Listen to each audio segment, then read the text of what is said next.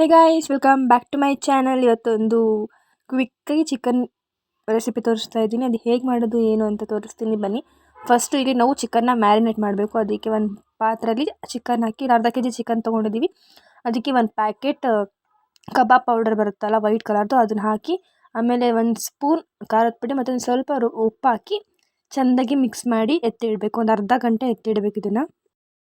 ಈ chicken fry dosa ಮತ್ತು ghee rice ಚಪಾತಿಗೆ ಒಳ್ಳೆ ಕಾಂಬಿನೇಷನ್ ಆಗಿರುತ್ತೆ. ಕ್ವಿಕ್ಕಾಗಿ ಮಾಡ್ಬೋದು, ಏನು ಜಾಸ್ತಿ ಇಂಗ್ರೀಡಿಯೆಂಟ್ಸ್ ಇರೋಲ್ಲ. ಹೇಗಿತ್ತು ಅಂತ ನೋಡಿ ಮತ್ತು ನೀವು ಒಂದು ಸತಿ ಟ್ರೈ ಮಾಡಿ ಹೇಗಿತ್ತು ಅಂತ ನನಗೂ ಕಮೆಂಟಲ್ಲಿ ತಿಳಿಸಿ.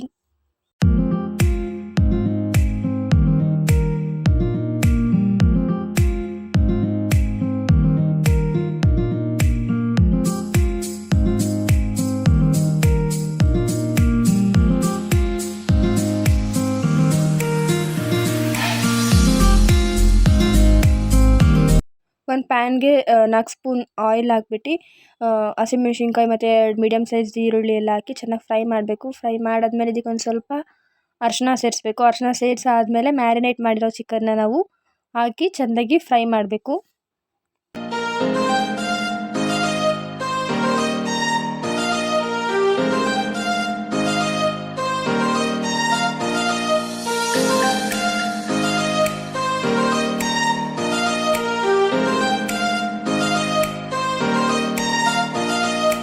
ಚಿಕನ್ನ ಹಾಕ್ಬಿಟ್ಟು ಚೆಂದಾಗಿ ಫ್ರೈ ಮಾಡಬೇಕು. ಫ್ರೈ ಮಾಡಿದ್ಮೇಲೆ ಇಲ್ಲಿ ಮೀಡಿಯಮ್ ಸೈಜ್ದು 2 ಟೊಮೆಟೊನ ಹಾಕಿದ್ದೀನಿ.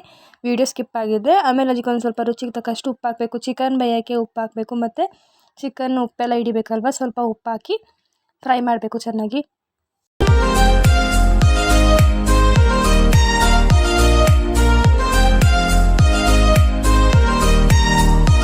ಫುಲ್ ಚಿಕನ್ನ ಚೆನ್ನಾಗಿ ಫ್ರೈ ಮಾಡಬೇಕು. ಫ್ರೈ ಮಾಡಿದ್ಮೇಲೆ ಇದಕ್ಕೊಂದು ಮಸಾಲ ರೆಡಿ ಮಾಡಬೇಕಾಗುತ್ತೆ. ಅದಕ್ಕೆ ನಾವಿಲ್ಲಿ ಕೊತ್ತಂಬರಿ ಸೊಪ್ಪು, ಚಕ್ಕೆ, ಲವಂಗ, ಶುಂಠಿ, ಬೆಳ್ಳುಳ್ಳಿ, ಮೆಣಸಿನ್ಕಾಯಿ ಇಷ್ಟನ್ನು ಯೂಸ್ ಮಾಡಿ ಒಂದು ಪೇಸ್ಟ್ ಮಾಡಬೇಕು.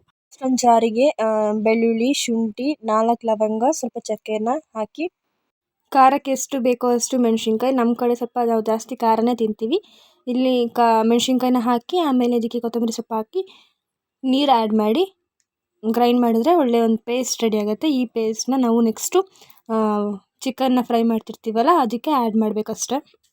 ಪೇಸ್ಟ್ ಹಾಕಿ ಮತ್ತು ಇನ್ನೂ ಎಲ್ಲ ಉಪ್ಪು ನೋಡಿಬಿಟ್ಟು ಮತ್ತೆ ಒಂದು ಸ್ವಲ್ಪ ಉಪ್ಪು ಆ್ಯಡ್ ಮಾಡಿ ಇದಕ್ಕೆ ಎಷ್ಟು ಬೇಕಷ್ಟು ವಾಟರ್ ಹಾಕಿ, ಅಂದರೆ ಚಿಕನ್ ಎಷ್ಟು ಬೇಯೋಷ್ಟು ನೀರು ಹಾಕ್ಬಿಟ್ಟು ಲಿಡ್ ಕ್ಲೋಸ್ ಮಾಡಿ ಒಂದು 10 ರಿಂದ 15 ನಿಮಿಷ ಬಿಟ್ಟರೆ ಚಿಕನ್ ಫ್ರೈ ರೆಡಿ ಆಗುತ್ತೆ. ಅದು ಹೇಗಾಯಿತು ಅಂತ ತೋರಿಸ್ತೀನಿ. ನಾವಿಲ್ಲಿ ದೋಸೆ ಮಾಡಿದ್ವಿ, ದೋಸೆಗೆ ಚಿಕನ್ ಫ್ರೈ ಬೆಸ್ಟ್ ಅಂತ ಮಾಡ್ತಾಯಿದ್ದೀವಿ.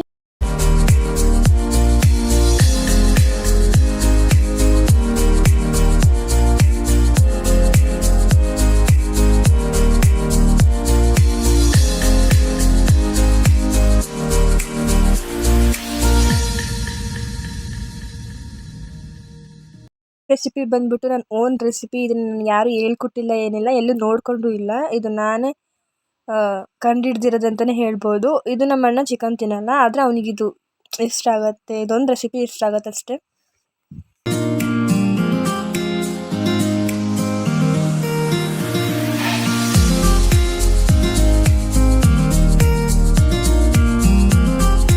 ನಾವಿಲ್ಲಿ ಜಾಸ್ತಿನೇ ನೀರು ಹಾಕಿದ್ದೀವಿ, ಯಾಕಂತಂದರೆ ಚಿಕನ್ ಇನ್ನೂ ಚೆಂದಾಗಿ ಬೇಯಬೇಕು. ನಾವೆಲ್ಲೂ ಬೇಯಿಸಿಲ್ಲ, ಸೊ ಹಾಗಾಗಿ ಜಾಸ್ತಿ ನೀರು ಹಾಕ್ಬಿಟ್ಟು ಬೇಯೋಕ್ಕೆ ಬಿಟ್ಟಿದ್ದೀನಿ. ಒಂದು 10 ನಿಮಿಷ ಲಿಡ್ ಕ್ಲೋಸ್ ಮಾಡಿಬಿಟ್ಟು ಬೇಯಿಸಬೇಕು.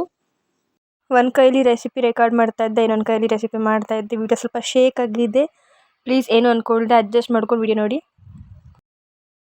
10 ನಿಮಿಷ ಆದಮೇಲೆ ಲಿಡ್ ಓಪನ್ ಮಾಡಿ ನೋಡಿದ್ರೆ ಎಣ್ಣೆ ಎಲ್ಲ ಚೆನ್ನಾಗಿ ಬಿಟ್ಟಿತ್ತು. ಚಿಕನ್ ಅಷ್ಟೇ ತುಂಬ ಚೆನ್ನಾಗಿ ಕುಕ್ ಆಗಿತ್ತು, ಉಪ್ಪು ಖಾರ ಎಲ್ಲನೂ ಕರೆಕ್ಟಾಗಿತ್ತು. ವಿಡಿಯೋ ಇಷ್ಟ ಆಯಿತು ಅಂದರೆ ಪ್ಲೀಸ್ ಲೈಕ್ ಮಾಡಿ, ಶೇರ್ ಮಾಡಿ, ಕಮೆಂಟ್ ಮಾಡಿ. ಇನ್ನೂ ನನ್ನ ಚಾನಲ್ ಯಾರು ಸಬ್ಸ್ಕ್ರೈಬ್ ಮಾಡಿಲ್ಲ, ಸಬ್ಸ್ಕ್ರೈಬ್ ಆಗಿ ವಿಡಿಯೋ ನೋಡಿ. Thank you for watching.